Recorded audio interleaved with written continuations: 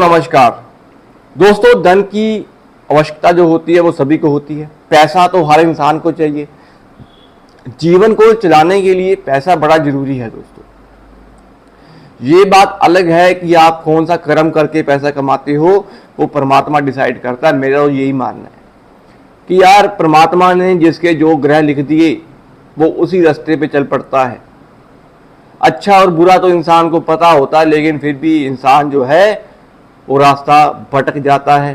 परमात्मा उसको दिशा देना चाहता है, लेकिन वो दिशा लेना ही नहीं चाहता। अक्सर हम दूसरे लोगों से मांगते हैं कि हमारा ये काम जो है, बेसिकली हम किसी से कोई उम्मीद रखते हैं। तो यार इंसान से मांगने की बजाय उस परमात्मा से मांगो। हम लोगों की प्रॉब्लम क्या है कि हम इंसान से मांगते हैं, लेकिन जब हमें लगता है कि ये वो हमारा काम नहीं कर रहा तो उसका ब्लेम हम परमात्मा पे डाल देते हैं। तो यार सीधा परमात्मा से ही मांग लो। तो वो जब वो देने पे आता है दोस्तों, तो फिर वो ये नहीं देखता कि आपने कितना मांगा है और क्यों मांगा है। तो इसी दौर में आज बात करूंगा धन की, कि यार धन तो हर इंसान को चाहिए अपना जीवन निर्वाह करने के लिए। अगर आप घर परिवार वाले इंसान हैं, बच्चों वाले परिवार वाले इंसान हैं, तो हर रिस्पॉन्सिबिलिटी को आपको समझना चाहिए। ज़्यादातर प्रॉब्लम्स जब होती हैं जब इंसान अपनी रिस्पॉन्सिबिलिटियों से भागता है। तो धन को पाने का रास्ता कैसे करें? मेहनत करते हो, पैसा कमाना चाहते हो, पैसा कमा भी लेते हो, फिर आपका पैसा फंस जाता है।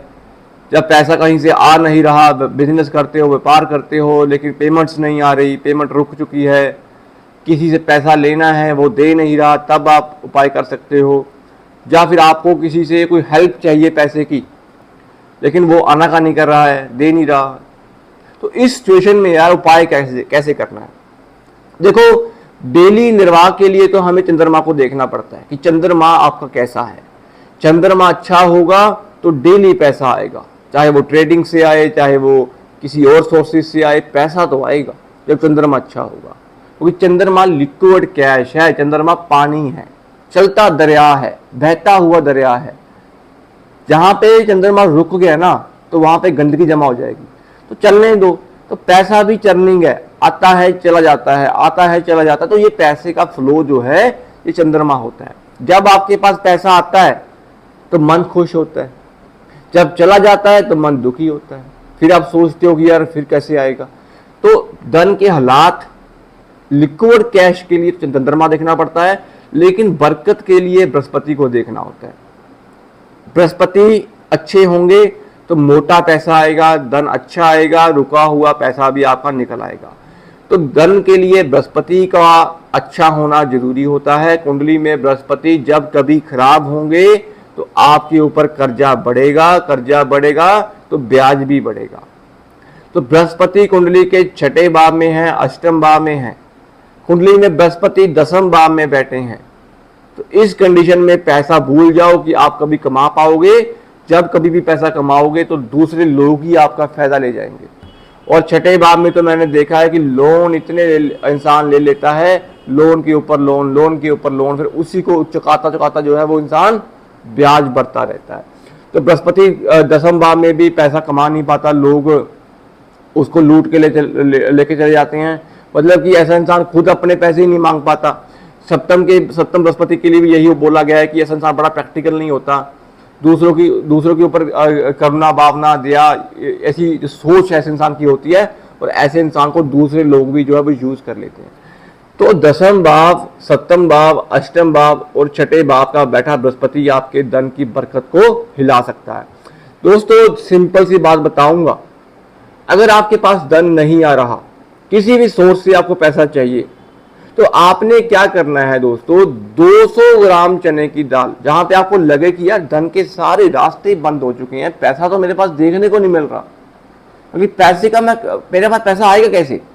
तो उस सिचुएशन में आपने 200 ग्राम चने की दाल, या फिर आप 2 किलो भी ले सकते हो अगर क्षमता है, 200 ग्राम या फिर 2 किलो चने की दाल, और थोड़े से आपने 2 हल्दी की गांठें उसके बीच में रख देनी है, और 1 केसर की पुड़ी उसके बीच में रख देनी है। दोस्तों इस उपाय को आपने वीरवार, शुक्रवार, शनिवार, इतवार 4 दिन लगातार आपने इसे मंदिर में जाके परमात्मा लक्ष्मी विष्णु जी की मूर्ति के आगे रखना। दोस्तों ये उपाय बड़ा कारगर है। इस उपाय से आपके बिगड़े हुए काम भी बनते हैं और पैसा आपके पास आने का रास्ता जो है वो परमात्मा बना देता है। तो ये उपाय जरूर करें जब कभी धन के हालात आपके खराब हो रहे हैं। दूसरी कंडीशन में दोस्तों, जब आपके परिवार में पैतृक संपत्ति का विवाद हो, पैतृक संपत्ति बिक ना रही हो, लिटिगेशन में चली गई हो, या आपको लगे कि यार घर तो मैंने बनाना है लेकिन मेरे पास रास्ता नहीं बन रहा कहीं से, तो उस कंडीशन में अगर आप अपने घर को ठीक करना चाहते हो तो 400 ग्राम चने की दाल आपको पानी में जल प्रवाह करनी है 4 वीरवार। इस उपाय से भी आपके जीवन में काफी खुशहाली आपको देखने को मिलती है। चौथा भाव आपका एक्टिवेट होता है और चौथा भाव चंद्रमा का भाव है। बृहस्पति की चीज जब आप चौथे भाव में डालोगे तो वहां से आपको उस भाव के नेक फल मिलने शुरू हो जाएंगे, क्योंकि चौथे भाव में बृहस्पति उच्च के होते हैं। और तीसरा उपाय दोस्तों, जब आपका भाग्य पूरा सोया हुआ हो, कहीं से कुछ भी आपको उम्मीद नजर ना रही हो, तो किसी भी धार्मिक स्थान पे जाके, धार्मिक स्थान के सरोवर में जाके आप थोड़ी सी वहां पे 9 डुबकियां पानी में लगा लें, या उस सरोवर का पानी अपने ऊपर डाल लें 9 बारी, तो इससे भी आपका सोया हुआ भाग्य जो है वो जाग जाता है। तो ये उपाय आप जरूर करें, आपको नेक और उत्तम फल जरूर मिलेंगे। उम्मीद करता हूं वीडियो आपको पसंद आई होगी। अगर वीडियो पसंद आई हो तो चैनल को सपोर्ट करिएगा, सब्सक्राइब करिएगा। ऐसे ही टॉपिक्स कंटेंट वीडियोस आपके लिए हम बनाते रहते हैं। दोस्तों आज के लिए इतना ही, मिलते हैं अगली वीडियो में किसी और टॉपिक के साथ। सभी को जय श्री श्याम, जय श्री राम, धन्यवाद।